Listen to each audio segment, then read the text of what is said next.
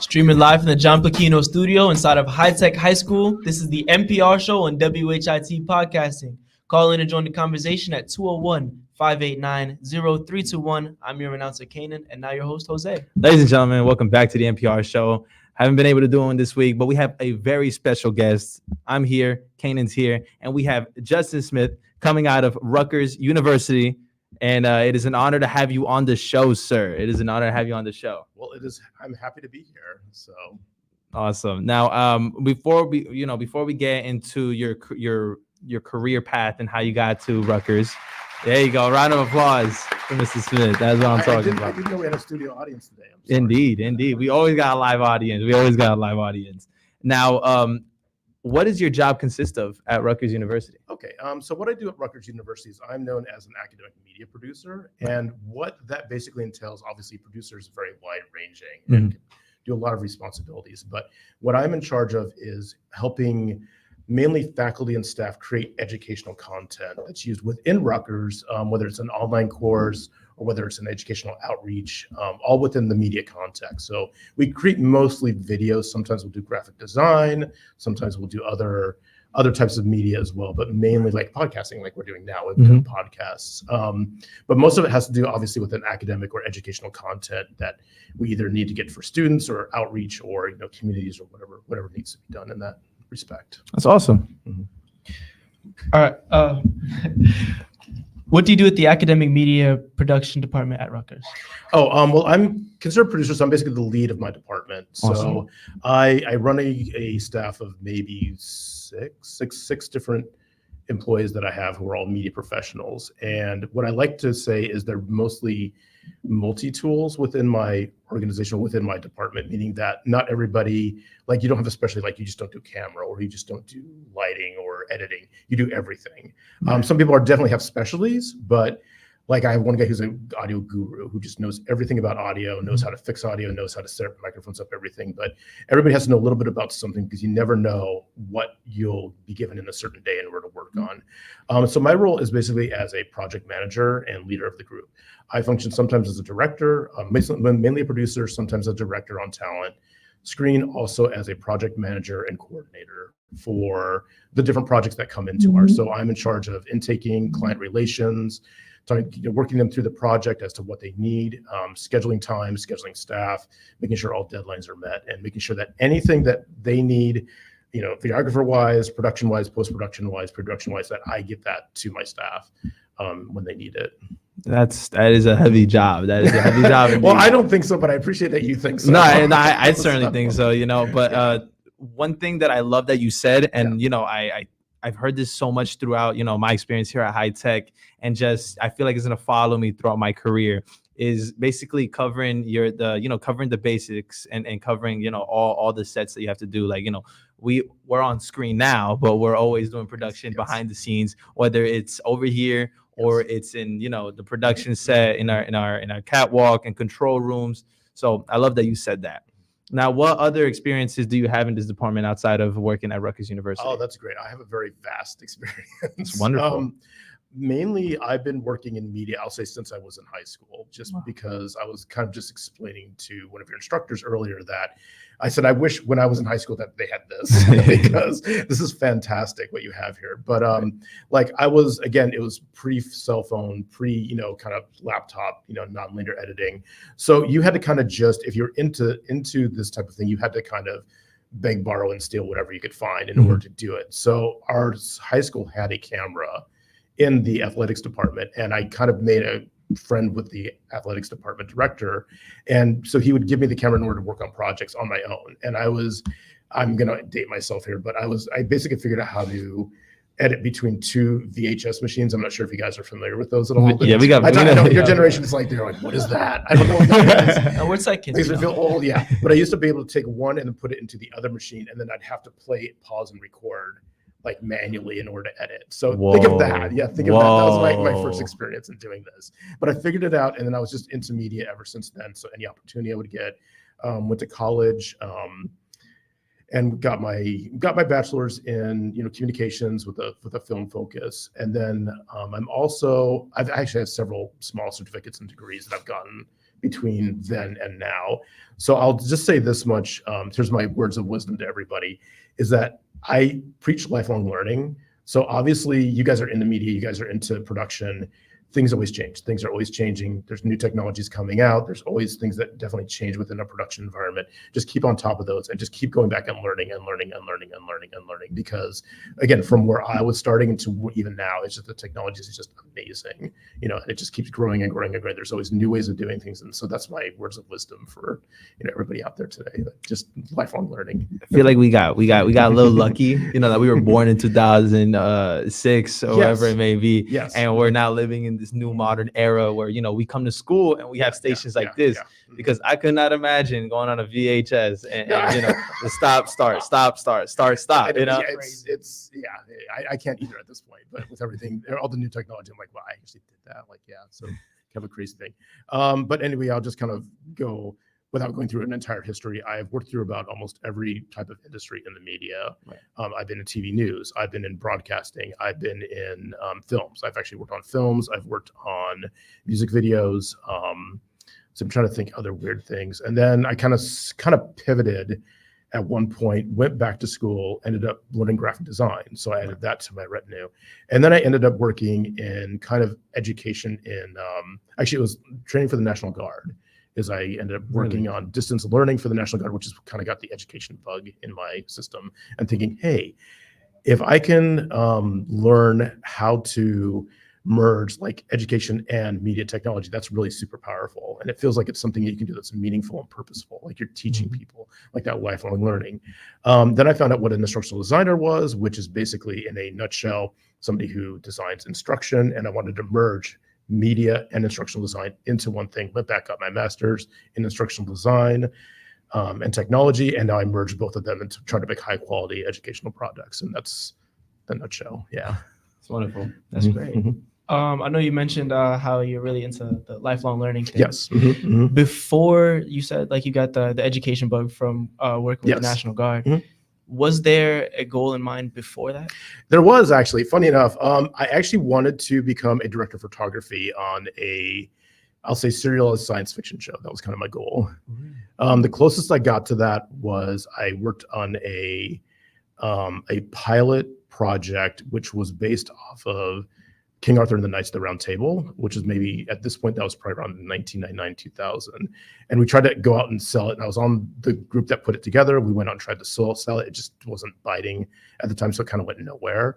But that's probably the closest thing that I've ever been, to that level of things. So what do you feel like, you maybe should have gave it a second try, or, you happy where you are today?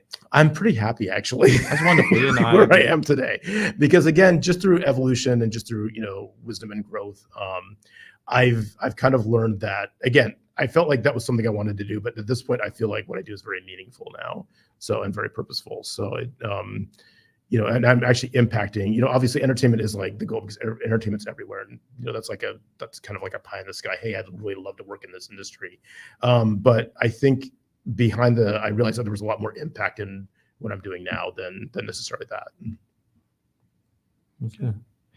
How did going to school at Iowa University and working at Berkeley College online help shape your career? How did you find out this information? I feel like I've been stalked. Wait a minute. I never did research before you came. This is fantastic. I'm kidding. This is totally fantastic. When we interview people, we do a deep dive. That's impressive. I'm glad you found that out. Okay, so I'm sorry. What was the question again? Because I just got how did going to school at Iowa University and working at Berkeley College online help shape your career?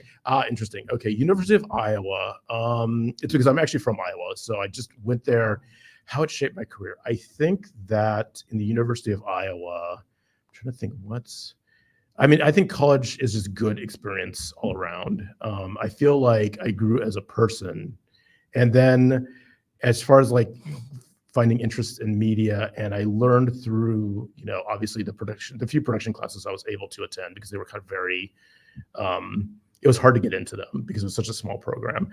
I feel like I learned basics of production and basics of, just again, not lifelong learning, but more like just as other types of learning, just to make myself as a whole person. Like, like whether it was like, what's my favorite, two of my favorite things I ever did in college were actually literature studies and also astronomy studies, just because two areas. Oh, and anthropological archaeology studies, which were things that I wouldn't have been exposed to otherwise unless I went to that, like liberal arts university.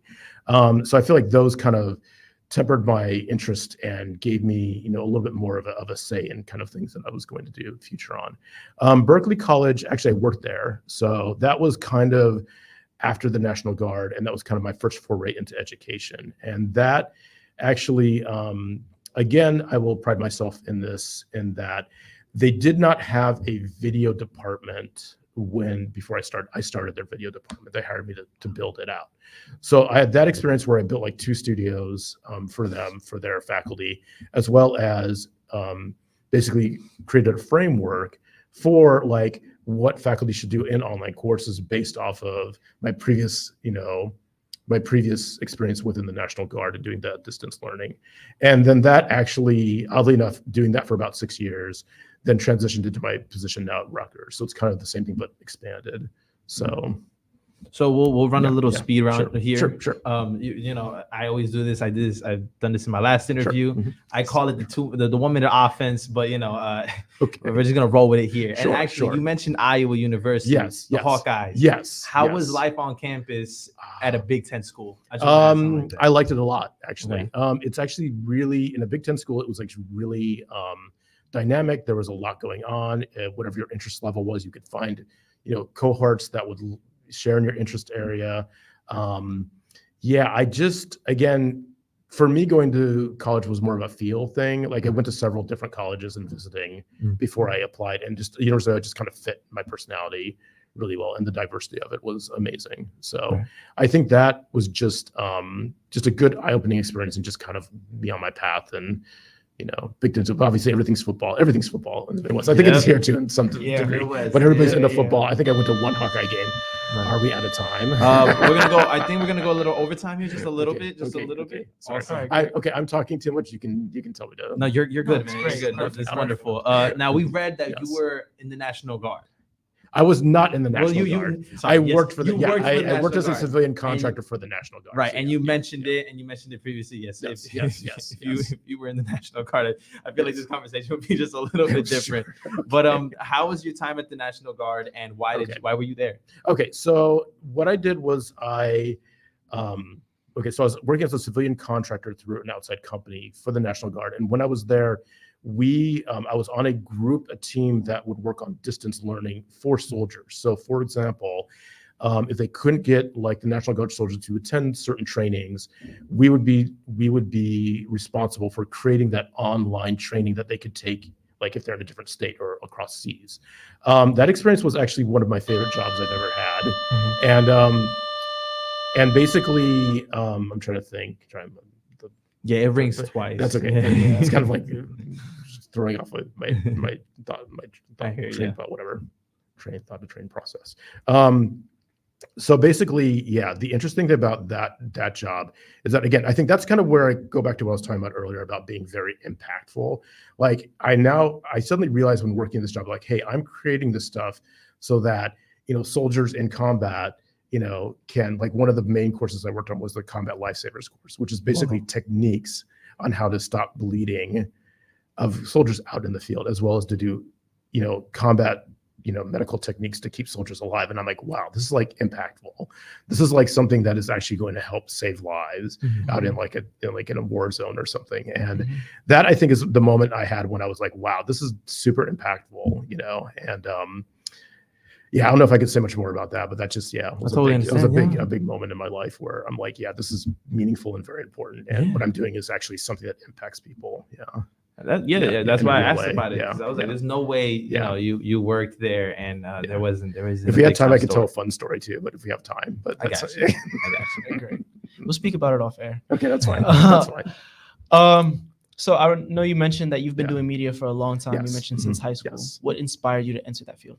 I think just what inspired me, I'll have to say just movies in general, because again, during that time, we go back to the VHS conversation that we had earlier, that I used to consume a lot of media via, that was kind of the first time you could watch media not live, is kind of in this VHS format that you would bring home and you would pop in. And I used to consume a lot of media, and for some reason, just visualness, like I'm a visual learner. I'm definitely a visual learner. I'm definitely tactile. So I think I put the two together, and that just kind of got me interested in that, is that maybe I could figure out how to create images and then use those to make a story. And that's, I think, kind of where that initial spark came from.